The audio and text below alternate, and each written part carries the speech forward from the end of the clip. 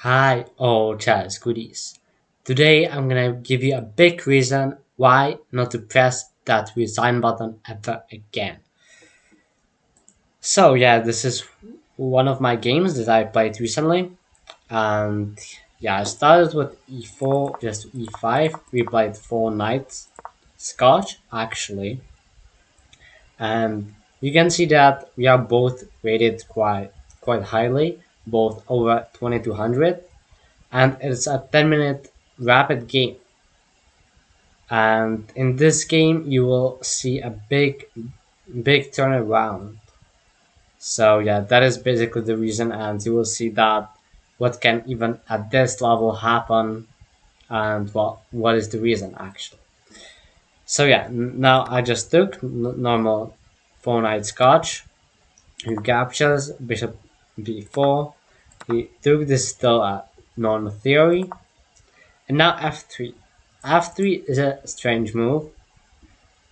It is just, f3 just is not a good move in general. Just don't play it if you are a beginner. I don't recommend to just play f3 pretty much ever. It just weakens your king. It's not a good move. And in this position, black is already slightly better because what you should do in this position is to castle or play e5. Just normal moves that also are supposed to be played in this 4 knight Scotch, normally, even without that f3 move. But in this position, I just thought that f3 is completely bad move, so I took on e5. I decided to spice things up a little bit. It's actually a blunder, it doesn't work, yeah, as you will see. He took on e4, and now queen to h4 check. Now, the way white gets out of this is just by playing g3, and after queen takes e4, just queen blocks. And notice that we cannot take on h1 because the queen is pinned. So we would have to take, and then we would get this endgame being down a piece. So yeah, that was the way to get out of it, but my opponent stepped up with the king instead. Now is the time to play one of these two moves again, but I just went for that e4 pawn, so I took the knight first, and then took on e4 with check again. Now my opponent went to f2. So currently I'm down a bishop for 2 pawns. Not that, this one for this actually. In this position I just castled. It's a good move. And my opponent develops with tempo. And you can see that slowly but surely my opponent has just successfully hid his king. Has just successfully hidden his king on the king side over there, and he's developing the pieces. So he's clearly better now, yeah. And even now he found this nice move that I missed with that d5. It attacks the rook, and notice that I cannot really do anything about it because the rook is under attack.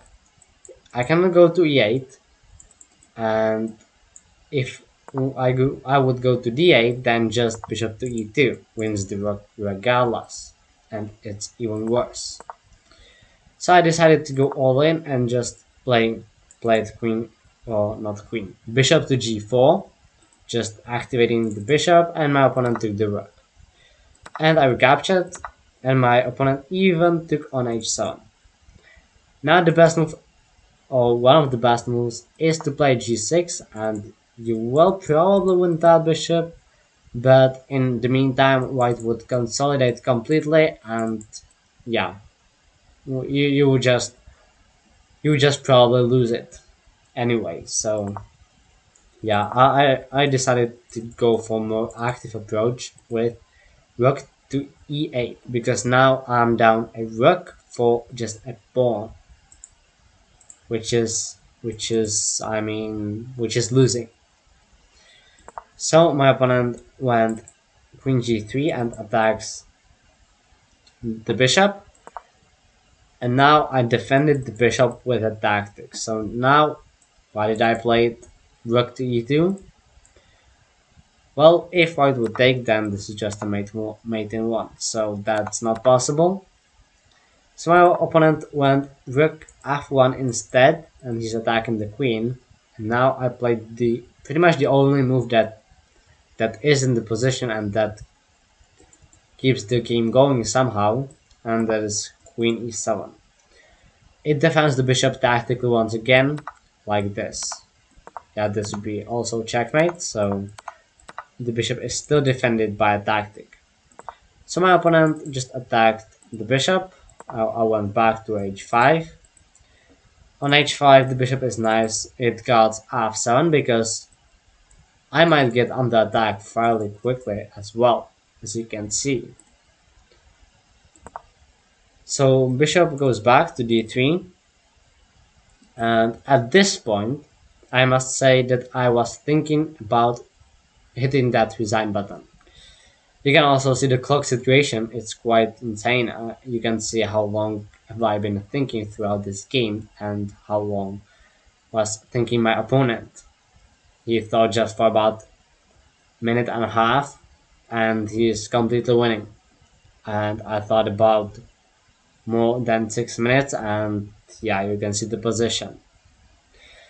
And I didn't know what to do now. My rook is on the attack. If I lose the rook, then the game is over. I mean, I cannot stay on the second rank, so yeah, after thinking about that resign button, about hitting that resign button, eventually I refused it and went back to e5. I've decided that I'm gonna try one last idea because, well, when I'm losing, I might as well just try something like give up even my rook for some perpetual, or I don't know, some miracle could happen. So my opponent went back with the queen, and I played rook to g5, lining up on the g file, or just hitting that pawn, and yeah, that is pretty much the last. Some kind of an attack I tried, maneuvering the rook this way. And in this position, my opponent should just play rook well, let's say, take control of the e file, and the game goes on, and white would eventually win this one.